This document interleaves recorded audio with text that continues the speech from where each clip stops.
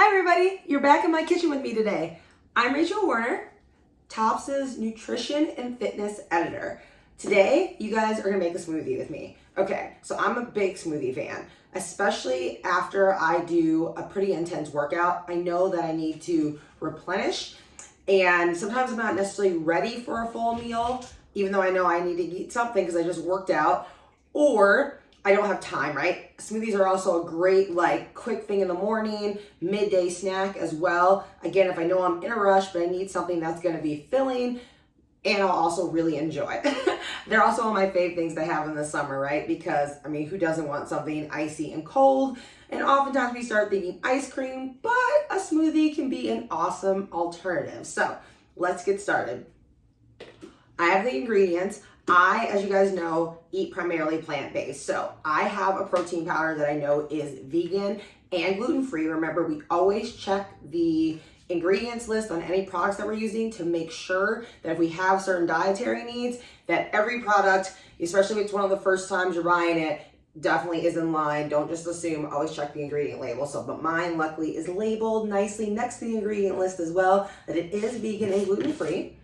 So, because I'm also going to toss some peanut butter into this smoothie, which is not unusual for me. This is one of my fave smoothies that I like to make, okay? That I'm going to put in a little bit less than a full scoop because I don't need a full serving because that peanut butter I'm going to toss in. I'm going to put in probably 2 teaspoons of peanut butter too. That'll add a little bit more protein as well.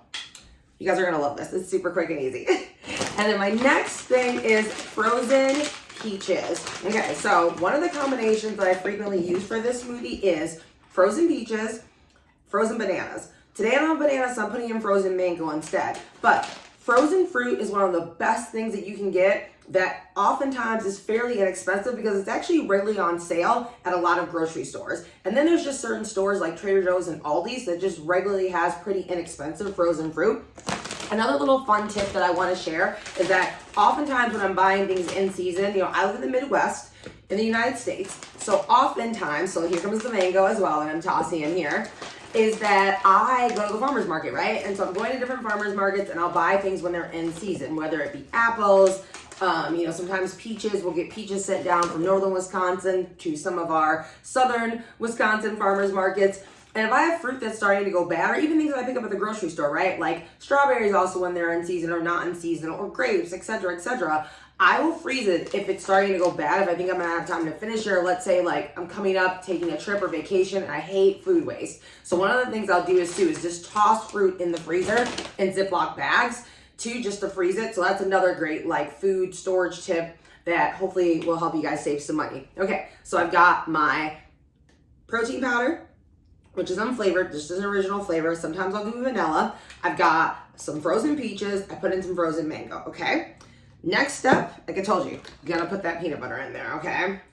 Because, one, having more protein, especially if you're someone with an active workout, I'm gonna have a little bit of this peanut butter. I do love peanut butter, I'm not gonna lie, and almond butter too. Now, if anyone in your household has a nut allergy, sunflower butter makes an also awesome alternative. Okay, you end up with very similar texture, very similar taste. So remember, sunflower butter if anyone in your household has a nut allergy. So good, and I'm not even done yet. Luckily, I'm the only person eating this smoothie today in my household, so I don't have to worry as much about the sanitation things. Okay, and I'm now looking for cinnamon, because cinnamon or nutmeg, actually I grabbed the nutmeg, so it's gonna be nutmeg today. 1 or 2 dashes of that is another way just to add a little bit more flavor to your smoothie without adding more sugar, okay? So cinnamon or nutmeg, sometimes I do both. Looks like today I'm just doing nutmeg, which is fun. And then I'm using oat milk. Okay, depending on your smoothie, how much of a texture you have. I like mine a little bit thicker, and I like a little bit more of that frozen, so I'll put a lot of frozen fruit in mine because I like the texture. That's how I want my texture to be. If you want yours to be more liquid, then I would say go a little bit easier on the frozen fruit.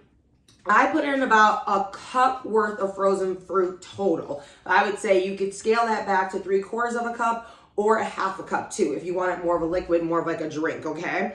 And then you can also use water, depending on the protein powder that you're using.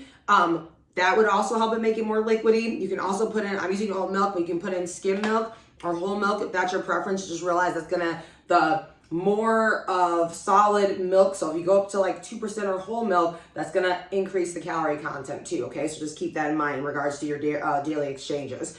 So again, oat milk for me, water would be fine, and then you also can use yogurt. Like sometimes I'll use like a dairy-free yogurt, but again, it all just depends on like, if this is a full meal replacement, make sure you're calculating your exchanges properly. All right, so I tossed in my oat milk. I'm gonna put on the top here. Okay, we're gonna toss that on top of my blender. It just needs, luckily I usually do mine for 20 to 30 seconds. Sometimes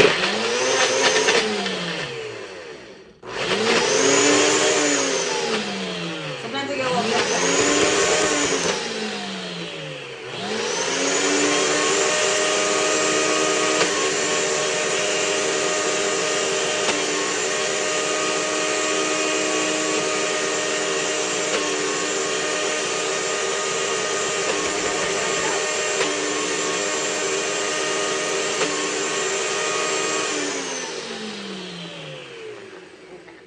And then I'll pause. We're gonna see where we're at. I'm gonna shake it down. So sometimes when I untwist it, then like I'll have a huge mess because things will like fall off the top. Oh yeah, see the consistency? That's the kind of consistency I like. I like mine's a little bit thicker. I really like I said, especially in the summertime, if I'm trying to make it like a replacement for ice cream and that kind of frozen dairy treat, this is the way I go.